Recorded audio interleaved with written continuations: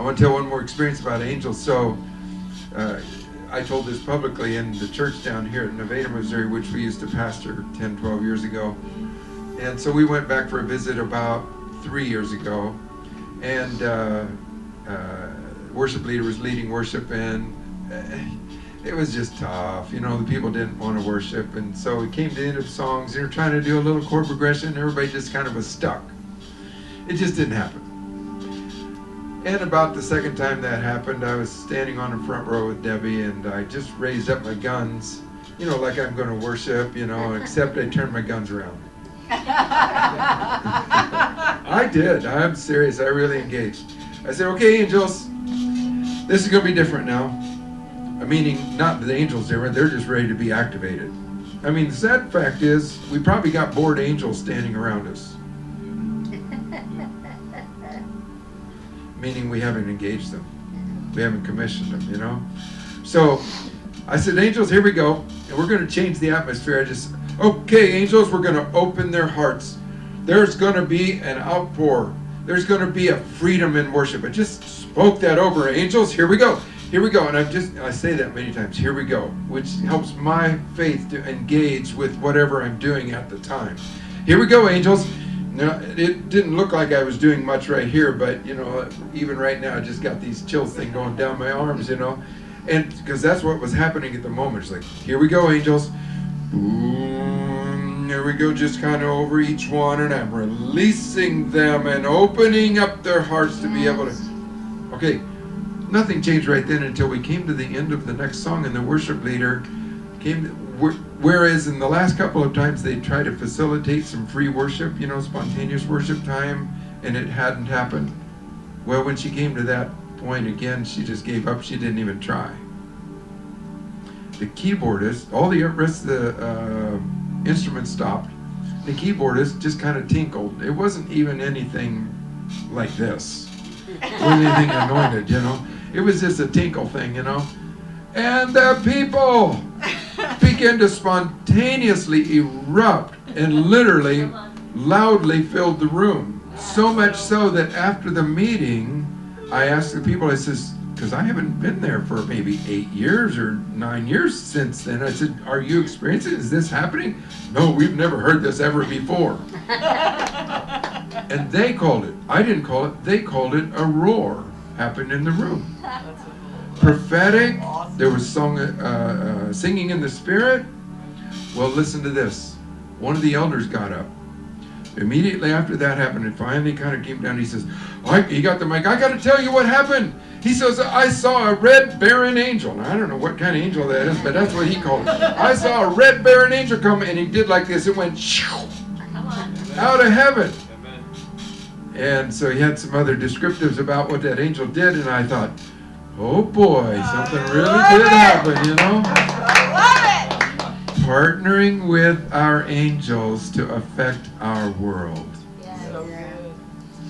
And seeing as how that's a good story, I'll tell you one more, and I sometimes hesitate to tell the story, but we were somewhere else, another state, and we were in a small setting, and the people were singing tough songs. They had written the songs themselves because it had been a very difficult time for them. Literally, the words were something like, nearly verbatim, like it's been a long, dark night, and the darkness is pressing in hard, and we don't know if we can see the light of the new day, and the devil has really been strong. I'm serious, it was very, very close to that. I'm standing on the front row with Debbie and another couple, and I've got to preach in just a little bit. I'm going to have to dig them out of these graves. God, this is not glorifying you. This is glorifying the devil. Yeah. No, they all had great hearts, don't get me wrong. They're good people, very good people. And so I said, that's enough.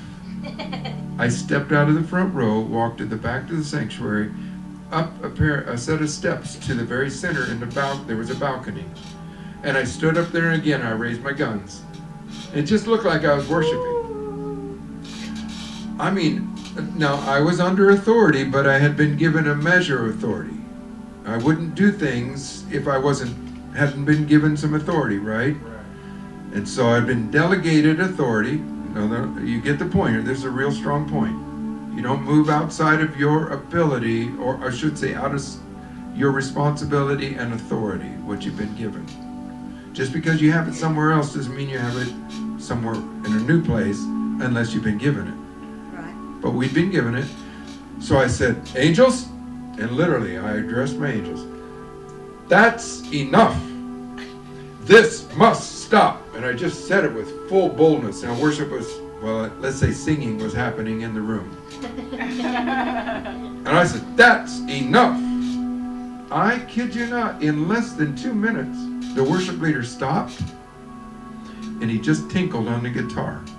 Wasn't even doing a chord progression. Again, just tinkled.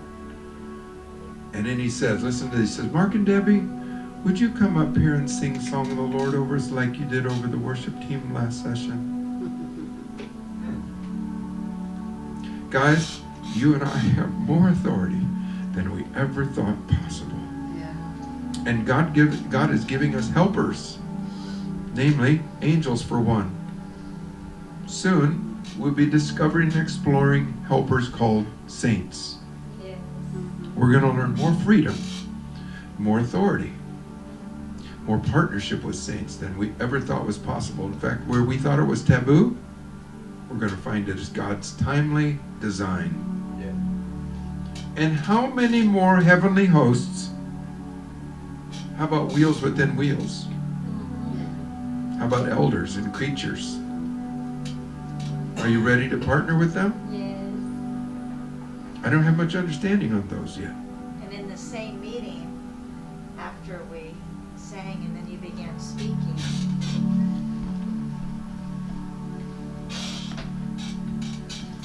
in the same meeting after we had done some worship and given some words, Mark began speaking, and as I was sitting there next to the other guest minister that came with us, we saw this white feather. There were no birds in the room, okay? This white feather between us and Mark that just kept floating. It would come down about 2 feet above the ground, and then it would raise up, and then it would come down, like it was staying in the same area, like between us and him, and we were both like going like, wow. Mark's like, what's going on, you know? But there was evidence. It manifested. This angel manifested right there during the speaking. So the pursuit, engaging angels to partner with us. Now, we're royalty. We have stature like we never have comprehended yet. But in God's wonderful strategic design, he said, I want to give you helpers even beyond your royalty. He says, I'll make it over the top. Maybe that's part of the definition of being more than a conqueror. I don't know. It's just a thought, you know. Not only do you get to conquer, but I give you people or entities to come alongside you to help you conquer.